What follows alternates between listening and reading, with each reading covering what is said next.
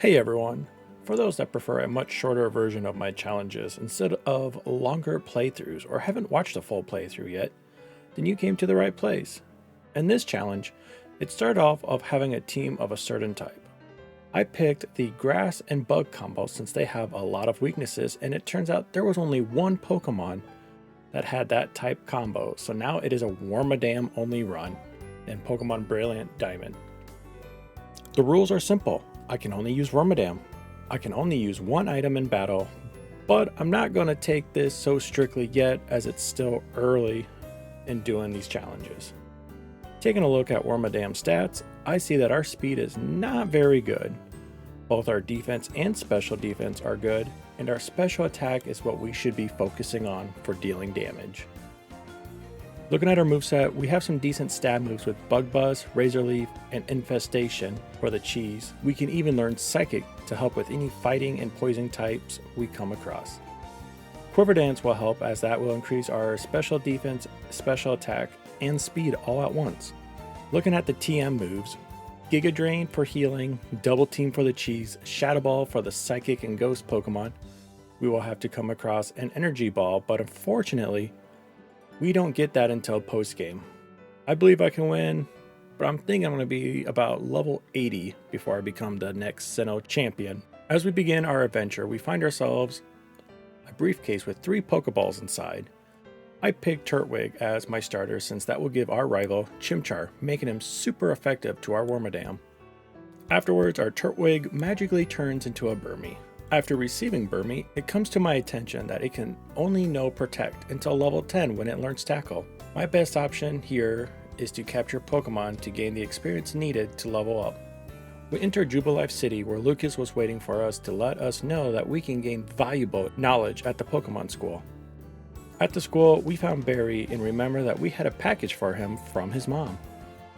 After leaving the school, a random guy shows up and tells that we can win a Poketech by easily finding and answering their questions correctly from 3 clowns. As we head east to Route 203, Barry was kindly waiting for us to only wanting to battle. He starts off the battle with a Starly, with which we were able to knock it out with a few tackles. Next was Chimchar. He starts off with Leer and I continued with Tackle. He brought me in the red, in which then I had to use a potion. Luckily, Barry didn't pay attention in school, so he never used a potion, giving me the opportunity to knock out Chimchar. As we enter Orborg City, I head into the mines to see how it would handle if I went up against a gym leader. I decided to test my skills on a wild Geodude, which easily shrugged off a tackle. Seeing this, I knew I had to level up big time. Leveling up to level 15, I learned Bug Bite, which does much more damage than Tackle. With this new move, along with some EV training for attack, I figured it was time to take on the Rock Gym. Unfortunate for us, we are weak to Rock, so this is going to be a very tough first gym. Going against Roark, he sends out a Geodude, which I quickly realized that Bug Bite is not going to be good enough, so off I go to leveling up to level 20. Perhaps evolving into Wormadam and learning Quiver Dance will help out. With the much needed stats increase, going up against Roark turned out to be much easier. I don't think being at level 19 would have been possible, so going to level 20 was the right choice. Now we head back to Jubilife City where some Galaxy Grunts are asking the professor for his research findings. Lucas invites me to a double battle against them. Obviously they are no match for our Wormadam and we take them out quickly. We finally arrive in Floraroma, where we pick up a watering can so we can water any future berry planting we might need to do, and we are later stopped by a little girl who asked for us to save her dad at the Valley Windworks. Upon arriving at the Windworks, we are challenged by another grunt who later tells us that he is going to lock himself inside the building and that 2 other grunts in the flower patch has the key to unlock the doors. So we head over to the flower patch, defeat the 2 grunts, and make our way inside the building. Inside we battle against a couple grunts and then Commander Mars. Even though Commander Mars had an illegal Perugly, being only at level 16, we still took her on. She sends out a Zubat who immediately confuses us. Zubat uses U-Turn and out came the Perugly. A couple turns of Bullet Seed was more than enough for Commander Mars as she switches out for her Zubat. With her Zubat already weakened, we took it out with no problem. Out comes her Perugly again, and a good Bullet Seed took care of that. Now that we got that taken care of, we head on over to Eterna Forest where we meet Cheryl. Cheryl would like us to join her as we progress through the forest because she is scared of the sinister group of Team Galaxy. We agree, and a benefit of having her and her Chansey with us is that we will be fully healed after every battle, so we won't need to worry about our health. The downside to this is that even if we knock out her Chansey, we don't get any experience for knocking it out. So much for the easy experience. After guiding Cheryl out the forest, we make our way to Eterna City. Upon arriving in Eterna City, we wasted no time and headed straight for the gym to get our second badge. Gardenia, who is the grass gym leader, was a huge pushover with us knowing Bug Bite, which took out her entire team with ease. If the rest of the gym leaders are as easy as this, we should have no problem getting to the Elite Four in no time.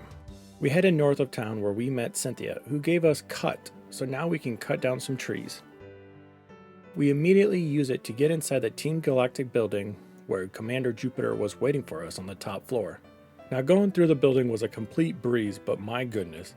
When we got to Commander Jupiter, it completely changed. A complete 180.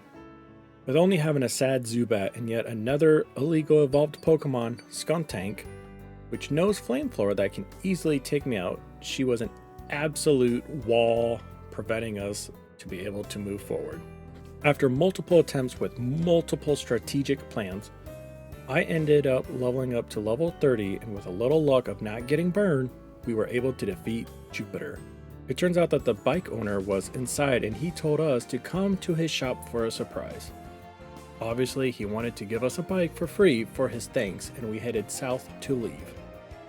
Nope, not yet, because a lady asked us if we had the exploration kit, so we headed back into town to grab one.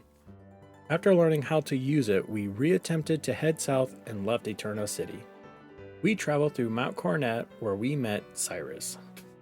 We have arrived in Hearthome City, home of the contest hall that everybody raves about. Here we met Fantina, the gym leader who insists we must become much stronger before challenging her. As we decided to leave town, Barry decided to show up and wanted a battle. Even though he might have caught me off guard on the first battle, we were ready this time. We were able to defeat Barry after leveling up a few levels and learn Psybeam, a much better upgrade from Confusion. Being able to outspeed and one-hit his Starly, one-shot his Maferno, Buza who I destroyed with a single Bullet Seed, and a Roselia who thought it could live against a Psybeam, we made quick work of Barry and we continue eastward. Before arriving in Celestian Town, we made a quick stop at the Lost Tower. Inside we climbed to the very top where we met two nice older ladies. One of them gave us the HM Strength and the other lady giving us a Cleanse tag. As we continue forward, we encounter a group of Psyducks that are blocking our path, so we have no choice but to make a detour. After a quick detour, we arrived at Veilstone City, where Meline, the fighting type gym leader, awaits us. I made a quick stop to get our Wormadam a massage to hopefully boost her spirit. Going inside, we solved the gym puzzle while dealing with Meline's lackeys. Is that what you would call them? Anyways, after dealing with them, the time finally came to get our next badge. Now I came into this battle thinking that this would be a breeze like I had with the battle against Gardenia, but no! This battle was more of Roark, where her lead Pokemon Meditite used Light Screen right away. And when we were able to defeat it, her Machoke was able to destroy us with Rock Tomb without any problems. And if we somehow managed to defeat them both, then her Lucario would bulk up and just one-shot us afterward. My solution was to go to the department store and pick up the TM29 Psychic to replace Psybeam, and I also picked up TM32 Double Team to cheese out when needed, which replaced Bug Bite. With these new moves, I now have a plan. I will double team right away and continue to use it until Meditite faints from infestation, which will also be long enough for the light screen to go away. This will give me the chance of invading hits much higher. Afterwards, I will use Psychic to finish off Machoke and Lucario. Guess what happened after all this strategic planning? This match against Maline turned into a Gardenia, and we won with such ease. As we walked out, Lucas was waiting outside telling us how he lost his Pokedex to some Galaxy grunts. So we head north to town to face off in a double battle so Lucas can get his Pokedex back. After picking up Fly, we now head south to Pastoria City. In Pastoria City, we enter the Great Marsh to receive Defog. We wasted no time of heading to the water gym here to go up against Crasher Wake. Now, just by looking at his team, you would think that there won't be too much of a problem, as Bullet Seed should be able to knock both his Quagsire and Floatzel without any problems, leaving only Gyarados to deal with, who luckily is his lead. Well, both his Gyarados and Floatzel has Ice Fang, which is super effective, plus has a chance to freeze or cause me to flinch. Unfortunately for me, his Floatzel pulled off a back-to-back critical hit, and then when I went back in for a rematch, his Gyarados then critical hit me from his first attack. After all that shenanigans, we were able to get back to Floatzel and knocking it out, resulting in us getting our 4th gym badge in this run. Leaving town, I talked to a grunt who insists we don't follow him. Sounding suspicious, I followed him anyways, and while following him, Barry stopped us to have a battle. This battle was much easier since we now have Psychic. His Starly went down easily with a Psychic along with the Monferno. Next was his Buzo, which a Bullet Seed took care of that, and lastly his Roselia that was one shot by Psychic. After the minor inconveniences, we continue on the path to follow the grunt. He eventually stopped to catch his breath, but when we approach him, he wanted to battle us. He was a huge pushover, but then Cynthia showed and asked if we seen the group of Psyduck on Route 210. She handed us some secret medicine and told us that this medicine should help with their headaches. After healing the suffering Psyducks from there, Cynthia appeared and wanted us to drop off an old charm to her grandma. After weaving around trainers, we finally make it to Celestic Town. Here we got ourselves into a battle with a Team Galactic Grunt who threatens to explode the whole town if anyone is to interfere. After giving a quick beating to the grunt, we were able to drop off the old charm to Cynthia's grandma, who also recommended us to take a quick look inside the ruins. She then thanked us by giving us the HM to serve. With all the commotion finally done, we fly back to Hearthome City to take on Fantina and her team of ghost Pokemon. Luckily for me, I'm quite an expert on very simple addition and multiplication, so I had no trouble going straight for the leader. Now this battle was hard. She starts off with a Drifloon who can fly, which can easily two-shot us. Even using double team every single turn, it had no problem hitting me time after time.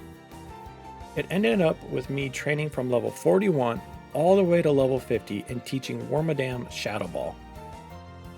With that difficult battle out of the way, I could really use some easy battles and just cruise my way through the next couple of gyms. After leaving the gym, Cynthia was waiting for us outside of town, telling us to return to Jubilife City. We flew there and surfed across the water west of town to get to Canalave City. Here, we met up with the most annoying roadblock in our run, Barry. He wasn't that hard, but with a Heracross that can use aerial A's, can put a pretty solid halt in the run. So I decided it's time to do some EV training.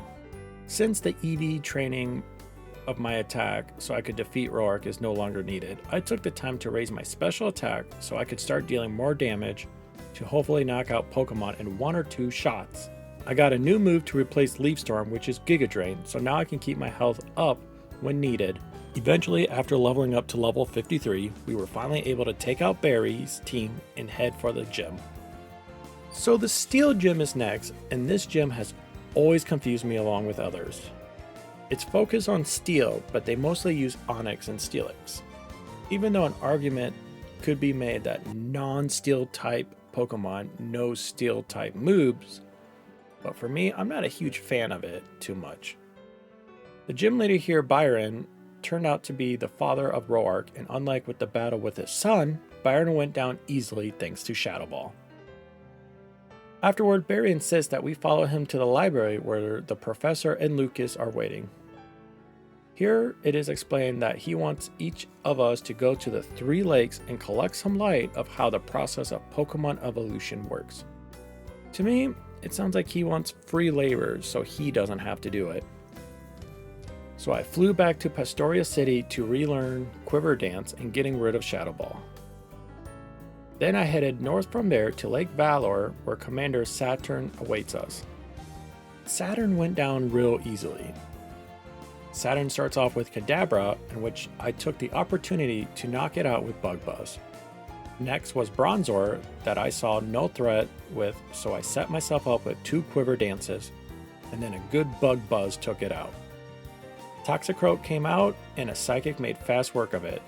Next we fly to Twin Leaf Town and went north to Lake Verity, where Commander Mars was waiting for us. The battle here went down real quickly, as her Perugly was not able to deal any threatened amount of damage thanks to our high defensive stats. Only lake left is Lake Equity, but to get there we need to go through Mount Coronet and through the deep snowy route. We picked up Rock Climb while going through here and then stopped at Snow Point City to heal and battle Gym Leader Candace. Ice itself isn't that scary unless you're us and is 2 times weak to it, but even with being weak to ice, I don't see why we would have any problems with her unless she sends out a Medicham who can outspeed us and knows Ice Punch. So like any time we have problems, we use a couple Quiver Dances and then had no problem wiping out the rest of her team. After getting the Ice Gym Badge, we went straight over to Lake Equity where Commander Jupiter just finished defeating Barry. We then fly to Veilstone City where we get the warehouse key from a galactic grunt. Inside we make our way through numerous battles until we find a galactic key that we can use on the galactic headquarters. Inside was Cyrus, who was confused of why I would go and save the Lake Trio when they mean nothing to me. He then wanted a battle. He leads with a Murkrow, in which a Bug Buzz took it out. Next was Golbat that went down fast due to Psychic. He sends out a Sneasel as his last Pokemon who used Hone Claws, giving us the chance to knock it out with Bug Buzz. We then head forward to save the Lake Trio only to be interrupted by Commander Saturn. We start off with our fail-proof plan by using Quiver Dance twice against his Kadabra. And then with the switching off with Psychic and Bug Buzz, the rest of the team went down without any trouble at all. We free the Lake Trio and head up to the top of Mount Coronet where Cyrus said he was off to. We made it through the treacherous path of galaxy grunts and the dangerous rock climbing I did. We finally made it to the summit where both Commander Mars and Commander Jupiter was waiting for us. Luckily Barry came running in and we teamed up for a double battle. I was surprised with that how much of an advantage we were, as I was able to get in a good spot to set up some Quiver Dances and finish this battle as quickly as possible on my first try. Immediately after that, we confronted Cyrus in a battle. We were caught off guard when he sent out a Honchkrow as his lead, who put us in the red with a lucky critical hit of an Air Cutter. Second attempt, we were able to go first after 1 Quiver Dance. Next up was a Crobat who, even though it was faster, we were able to knock it out with 1 Psychic. Next up was his Weavile, which we were able to pull off a couple Giga Drain thanks to Cyrus using a full restore. He sent out his final Pokemon, which was a Gyarados, which had no chance thanks to Giga Drain. After talking to Lucas and the Professor, we were able to take on the legendary itself, Dialga. I decided to knock it out just to show the Professor and Lucas that we were more than enough for it. After those delightful events, we head over to Sunny Shore City, where our last gym awaits us. Unfortunate for us, the leader lost his enthusiasm because being a gym leader isn't satisfying him. So we make our way to the lighthouse where gym leader Volkner was, and he told us he will have 1 more go, and if he wins, he's going to take on the Elite Four. So we make our way to the gym to defeat Volkner. He starts off with a Raichu, in which he uses Volt Switch that switches in for an Ambipom. Ambipom barely took our Bug Buzz. As Volkner continued to heal his Ambipom, we keep our health up with Giga Drain that eventually finishes Ambipom off. Next up is Octillery, and we set up with a Quiver Dance and then a Giga Drain. He sends out his Raichu again, only to Volt Switch again, bringing out Luxray. I saw this coming, so I did a Quiver Dance. We managed to be faster and I one-shot Luxray with a Bug Buzz. Now that there is no Pokemon left, Raichu can't Volt Switch into a different Pokemon. We finished this battle off with a Bug Buzz, and our 8th gym badge is ours. We head north where Jasmine from Johto was, and she gave us Waterfall. Now all that is left is to go through Victory Road and take on the Elite Four. Getting through Victory Road wasn't as hard as I thought, as either I was able to one-shot most things, or I do a Quiver Dance and then knock them out. I'm feeling pretty confident that the Elite Four may not be as tough as I thought, as long as I can get a Quiver Dance or two off and I should be fine. Flint, however, will be a different story, but I won't know until I reach him. Arriving at the Pokemon League, I heal up and thought that it would be best to spend majority of my money in case I lose. This way I have plenty of items that should get me through the rest of the run. Before I was able to even get inside to take on the Elite Four, our good friend Barry decides to show up and take us on in one last battle. This battle took me 7 tries and leveling up to level 75 before I was able to come out victorious. He starts off with a Staraptor, which it uses Pluck to take my health down to half. A Psychic would have knocked him out after having a Quiver Dance, but his Staraptor had a Focus Sash. Next up was Infernape, but with the power of Love, Wormadam held in after a Flame Wheel to the face and we knocked it out with Psychic. Next he sends out a Heracross, which went down to 1 Psychic. He sends out a Floatzel, which we barely survived an Ice Fang, in which we answered back with a Giga Drain that knocked it out. Snorlax came out and a Bug Buzz took him down in the yellow. He yawned me and I quickly knock him out for his last Pokemon. Now that I'm asleep because of yawn, I use an Awakening to wake myself up and then one-shot it with Psychic. Whew! I am relieved I won't have to face Barry ever again. Aaron is our first Elite Four who specialize in bug Pokemon. He starts off with a Dustox, who seems to always use a Light Screen no matter what I do. I respond with some Quiver Dances to waste turns for the Light Screen to run out. Next is a Vespiquen that goes down easily with a Psychic. Beautifly is next, but was not able to withstand a Psychic as well. He sends out Heracross, but as we all could guess, he went down to Psychic as well.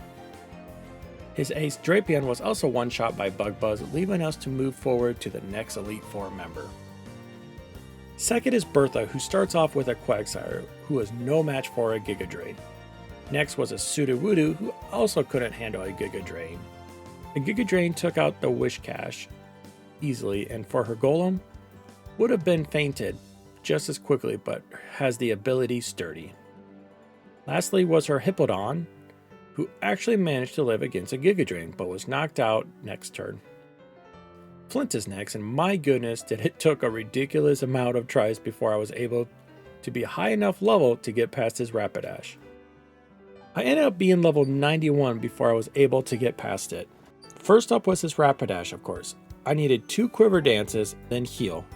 Next I used Psychic to knock it out.